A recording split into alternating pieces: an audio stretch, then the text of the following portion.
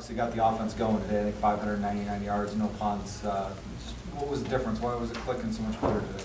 Well, I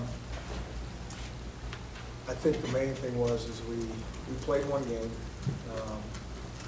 We were able to stay on the field a little bit longer than we did our last game, get into a little bit of a rhythm. We're still a little bit shaky early on. Had we not fumbled and had we not thrown an interception, I think it would have been a lot different. At least a lot different feeling early on. And we've kind of always been that team when we get it rolling, we can get some things done. But it was probably good for us to go through that, stumble on ourselves a little bit, because we're going to have some tight games, as we know, down the road. And so it's good for those kids to have to battle through those things. You go and you're almost behind at halftime, and despite all that offense, what was the message at halftime about sort of go ahead and finish it there in the third quarter? Yeah, it was just that. It was about finishing in the second half. We kind of talked about it even last night. It's how these games go. And we were doing well. We were just killing ourselves in critical situations. And sometimes those are frustrating games, and sometimes you can lose games that you shouldn't lose because you just can't make a play when you need to, or you trip over yourself. But this is kind of what I've been speaking about in terms of we need to play. We need to play games to go through that. Joe needs to have guys in his face, and the best play might be taking a sack. It's certainly not throwing it and forcing it in there in the end zone. And if he can learn from that, we're moving in the right direction. Talk about improving, from game 1 to game 2. I mean, gotta be pretty happy considering how you did in game 1 to obviously how you did tonight. Yeah, and we certainly are. This is no disrespect whatsoever to Miami of Ohio, but like we said going in, I think we were playing one of the top defenses in the country early on that made some things very difficult to us, and so it was. But I do think the practice time and having a game under our belt, allowed everybody to anticipate what game speed's more like. DJ tonight, obviously huge. I think he had 4 touchdowns, a 2-point conversion, 150 yards. What did you think of what you saw? That's what we expect out of DJ. We really do. I think he'll play at a very high level every game if we just give him a chance to get things started. He's always been like that since his freshman year 6 years ago. And if our O-line will do a good job like they did today and get things started, he can make a guy miss or he can break tackles. He's proven that for a long time. Throw him a touchdown pass is sort of an unusual situation for a running back. What did you guys see there that made you want to run that play or throw that pass? Well, just some coverage things. And if they gave us the right look, then DJ was going to have a chance. If they didn't, we were going to go elsewhere with the play. But we've sent DJ down the middle before, and he's made plays even tougher than that one that he made there. But he can catch, he can run, he can do it all. He really can. So it's nice to get him back going again. Was he in the backfield or was he? He was in the backfield. It looked like Joe really had the patience to allow that play to develop. Yeah. And sort of wait there in the pocket, knowing that DJ was going to come free. Yeah, he did. I think the one thing with Joe in terms of moving forward, sometimes he has too much patience. I'd like to see him see that sooner and throw it sooner. Now, it's easy for me to sit here and say that without putting the tape on. But there's a couple throws out there that I think he needs to throw a little bit earlier. And if he can quicken things up just a split second, I think his efficiency will go up even more. But as we know, you got to be able to see it before you can throw it. You can't guess. But we're all work in progress. It was a good step by him today. Happy to see the way he bounced back after. Obviously it was still not going very well there in the first quarter. He's no question. And it's good toughness and it's good focus. And it's not going to go perfect all the time. And it's just not. And so just keep playing and you'll make plays. I'd be pretty happy. Talking to you about the O-line earlier this week, it seems like they took a big step up tonight with DJ and protecting Joe too. Yeah, absolutely. I think those guys did a good job. And, it was a hard first week lesson, and I think they worked hard. And, we got another challenge. It'll be very difficult here in about 5 days, and so kids got to get rested up tonight. Be ready to go. The defense obviously gets overshadowed a little bit, but other than the one touchdown they gave up on the real short field, seem to get pressure and make tackles, I think is the big thing. I think they did a very good job, and like you said, had we not fumbled on our own 8 or 9 yard line, that's tough sledding. And Miami of Ohio does some really good things that may not be apparent to the fan out there in terms of some of their tempo things, changing personnel groups, not changing personnel groups. It's very hard to match those guys. And I think, you know, our defensive staff and our kids on defense did a pretty good job of slowing them down.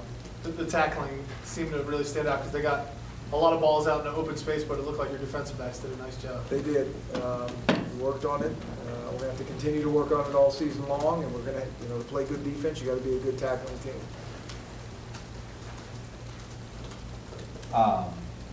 Started Brunell at right tackle. Was something up with Jake, or Jake, he got dinged a little bit in practice this week, Okay. late in the week, and so, you know, Brunell's played all positions but center, and, you know, he's basically like a starter, and, you know, we're fortunate to have a few guys that we think we can throw in there, but that was the reason. Jake didn't play at all, right? He didn't play at all. I think he probably could have if we really needed him, but we didn't really need him.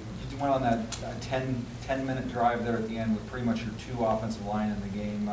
Nice to see those guys sort of step up in a situation like that and keep it going. I think it's real good when we can get our, you know, our twos in there. I think we have some good twos, and I think it's even more encouraging. Usually when you put your twos in early in the year, it looks very bad, and everybody comes out of the game frustrated. But they did some things, and that was good to see. You pulled Armand Nance's red shirt tonight, right? We did. We did. We're going to meet Armand, and we're ready to go. How long has he been playing tackle? Since he got here. You started end, right? Well, First yeah, switch? maybe early on, but that was Okay. maybe a couple days. Okay. Ricky, just one game. Ricky will be back, should be back next week.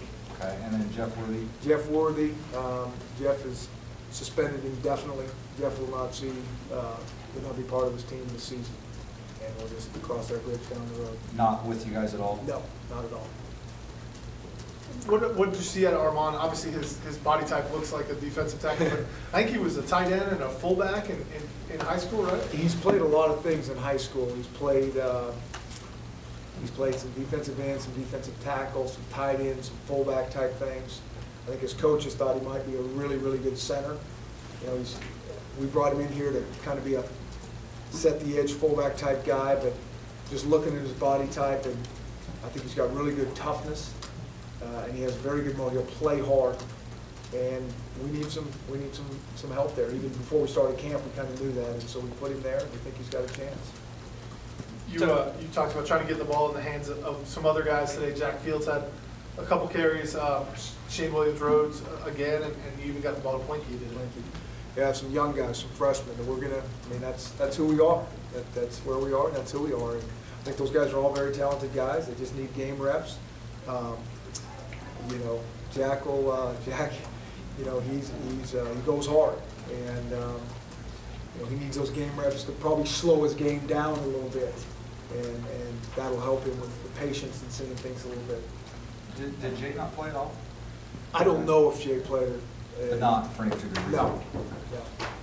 I know Idaho doesn't have Le'Veon Bell, but talk about how you guys did against the running game today. It just seems like obviously that wasn't really going for them at all. Yeah, and to be fair to those guys, you know, they want to throw it first and they try to keep you honest with the run game. But I think our defense did a good job.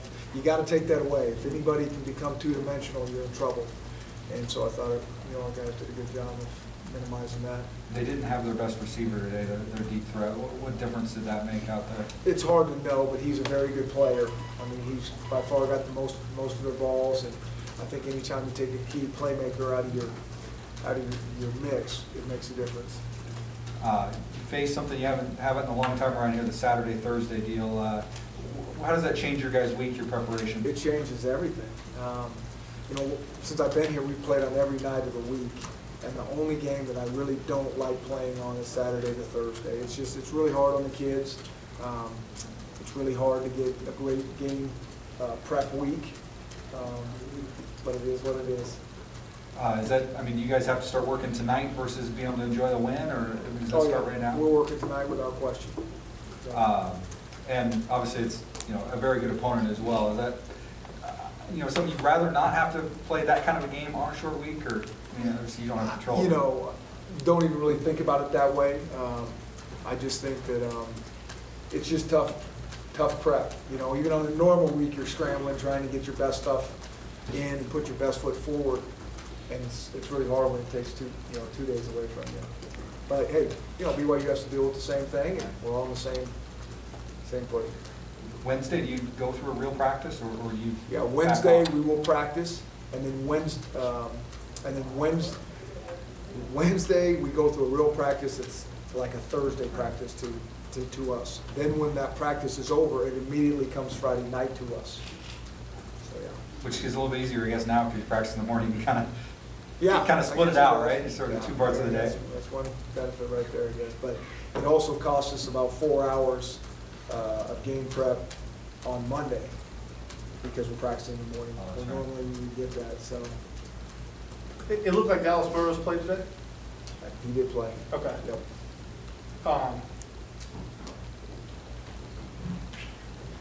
Good? Thank you.